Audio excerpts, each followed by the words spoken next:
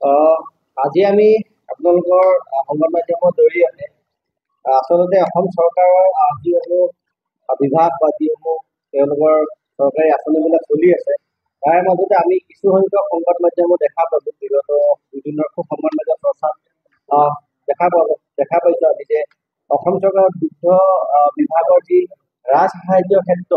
আমি বিশেষকৈ অসমৰ দুগৰাকী মন্ত্ৰীৰ পত্নীৰ নাম সাঙুৰ খাইছে বুলি আমি সংবাদ মাধ্যমত যদি গম পাই আমি আপোনালোকৰ যদি অসমৰ মাধ্যম অসমৰ জনসাধাৰণৰ লগতে মুখ্যমন্ত্ৰীক দৃষ্টিগোচৰ কৰিব বিচাৰিছো আচলতে যে ভয়াৱহ নিবনুৱা সমস্যাই অসমখন জৰ্জৰিত হৈ থকা অৱস্থাতে কেনেধৰণে মন্ত্ৰীৰ পত্নীয়ে ৰাজসাহায্য পাবলৈ সক্ষম হয় আৰু বিগত বিগত দিনবিলাকত আমি দেখা পোৱা নাই যে দুগ্ধ ফাৰ্মৰ নামত 50 লাখকৈ টকা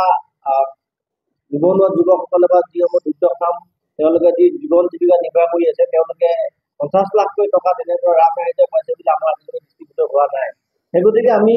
মুখ্যমন্ত্ৰী ডাঙৰীয়াই কিন্তু এটা কথা কৈছিল যে অসমৰ যিখন চৰকাৰ গঠন কৰিছে বিজেপি নেতৃত্বাধীন চৰকাৰখনত তেওঁলোকে ৰাজসাহায্য দি আৰু আঁচনিৰ নামতহে যে তেওঁলোকে চৰকাৰ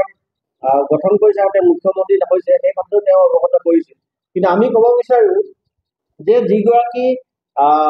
জয়ন্ত মল্ল বৰুৱাৰ যিগৰাকী পত্নী শ্ৰীমতী জুলি ডেকা বৰুৱাৰ আৰু সিদ্ধাৰ্থ ভট্টাচাৰ্যৰ ডাঙৰীয়া যিগৰাকী পত্নী শ্ৰীমতী মনালিছা ভট্টাচাৰ্য তেখেতৰ আমি যদি সম্পত্তি আমি যি বিগত যোৱা নিৰ্বাচনৰ আগমুহূৰ্তত যি তালিকা প্ৰদান কৰিছিল জয়ন্ত মল্ল বৰুৱাৰ যিগৰাকী তেখেতৰ পত্নী তেখেতৰ প্ৰায় 4,92,00,000 টকাৰ মানে সম্পত্তি তেওঁ আছে। 4,92,00,000 টকাৰ সম্পত্তি থকা এগৰাকী মহিলাৰ কেনেধৰণে ৰাজসাহায্য পায় এইটো কিন্তু আপুনি বিচাৰ্যজন বিষয় আৰু অসমৰ ৰাইজৰ আচলতে আমি জানিবলগীয়া প্ৰশ্ন। সেই গতিকে আমি ক'ব বিচাৰিছো যে আজি যিসমূহ আজি টেট শিক্ষকে হওক বা যিসমূহ আজি ঠিকাদাৰী আমাৰ থলুৱা ঠিকাদাৰসকলে বিল পোৱা নাই বা শিক্ষকসকলে দৰমহাত টকা পোৱা নাই মুখ্যমন্ত্ৰী ডাঙৰীয়াৰ ভাষ্যত আমি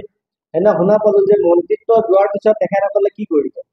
গড় হত্যা কৰিতো খোৱা নাই বা কংগ্ৰেছৰ দিনত দুৰ্নীতি হৈছিল বিজেপি চৰকাৰৰ দুৰ্নীতি হোৱা নাই এই কথাবিলাক তেওঁ মুখ্যমন্ত্ৰী আসনৰ পৰা যিসমূহ বক্তব্য আগবঢ়াইছে আমি ভাবো যে অসমৰ ৰাইজে এনেধৰণৰ মুখ্যমন্ত্ৰীক আশা কৰা নাছিল। আচলতে মুখ্যমন্ত্ৰী এগৰাকীয়ে অসমৰ প্ৰতিজন ব্যক্তিৰ কথা চিন্তা কৰিব লাগিব। তেখেতে চিন্তা কৰিছে তেওঁ অকল মন্ত্ৰী আৰু তেখেতৰ বিধায়কসকলৰ কথা চিন্তা কৰিছে বুলি আমাৰ অনুভৱ হৈছে। সেই গতিকে জাতীয় জনগোষ্ঠী ঐক্য মঞ্চে আমি এনেধৰণৰ মুখ্যমন্ত্ৰীৰ পৰা আশা কৰা নাছিলো যে অসমত বসবাস কৰা প্ৰতিজন মানুহৰ হিতাধিকাৰী আঁচনিৰ নামত তেওঁ আঁচনি প্ৰস্তুত কৰিব কিন্তু প্ৰকৃত হিতাধাৰীক তেওঁ আঁচনিৰ পৰা নাম কৰ্তন কৰিব আৰু তেওঁৰ যিসমূহ মন্ত্ৰী বিধায়ক আছে তেখেতসকলৰ ঘৰুৱা বা ৰিলেশ্যনৰ যিসমূহ বা একেবাৰে নিজৰ আত্মীয় পত্নীৰ নামত তেওঁলোকে ৰাজসাহায্য প্ৰদান কৰিব। আচলতে এখন ডেইৰী ফাৰ্ম খোলা বা ৰাজসাহায্য লোৱাটো আমাৰ কোনো ধৰণৰ আপত্তিজনক কথা নহয় বা আমি বিৰোধাচৰণ কৰা নাই। আমি আচলতে বিৰোধাচৰণ কৰিছো মন্ত্ৰীৰ পত্নীৰ যি 5 কোটি টকাৰ তেখেতৰ প্ৰপাৰ্টি আছে আমি গম পোৱা তেখেতৰ এখন স্কৰ্পিঅ আছে এখন জেচিবি আছে ইমান প্ৰতিপত্তি থকা এগৰাকী মহিলাই কেনেধৰণে ৰাজসাহায্য পায় সেই আমাৰ অসমৰ ৰাইজলৈ প্ৰশ্ন আমি এৰিছো যে এনেধৰণৰ যদি অসম চৰকাৰ চলাব বিচাৰিছে মুখ্যমন্ত্ৰী ডাঙৰীয়াই তেতিয়াহ'লে আমি ক'ব লাগিব যে অৰুণোদয় আঁচনিৰ নামত যিসমূহ আজি আমাৰ মহিলাসকলক বিভিন্ন অঞ্চলত দৌৰাই ফুৰাই তেওঁলোকৰ যিসমূহ দলীয় কাম কাজৰ কাৰণে আপোনালোকে নিশ্চয় জানে যে অৰুণোদয় আমাৰ মহিলাসকলে 1250 টকা পায়। এইবাৰ কিন্তু প্ৰায় সংখ্যক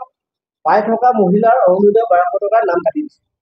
যিসমূহ যোগ্য ব্যক্তিয়ে পাব লাগে তেখেতসকলৰ নাম কৰ্তন কৰি নোপোৱা ব্যক্তিসকলক তেওঁলোকে দিছে। আপোনালোকে জানিব পাৰিব যে যিসমূহ 1250 টকা অৰুণোদয় নামত দিয়ে আমি দেখা পাইছো যে দৰঙৰ নামত 400 টকা দিয়ে তেওঁলোকে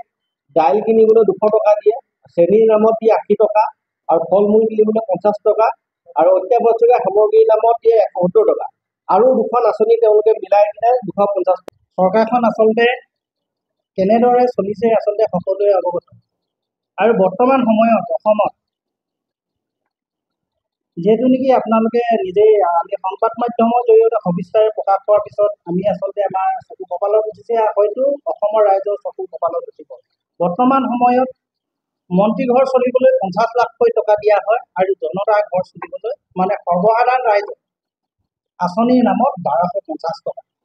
এয়া অতিকৈ দুৰ্ভাগ্যজনক কথা আৰু যিখন চৰকাৰে নিবনুৱা সংস্থাপনৰ কথা কয় বৰ্তমান সময়ত তেখেতলোকে আচলতে নিবনুৱা সংস্থাপন কেনেদৰে কৰিছে আপোনালোকে হয়তো আজি আমি সংবাদ মাধ্যমৰ জৰিয়তে অসমৰ ৰাইজক ক'ব বিচাৰিছে আচলতে নিবনুৱা সংস্থাপন হৈছে নে মন্ত্ৰী ঘৰৰ সংস্থাপন হৈছে আপোনালোকে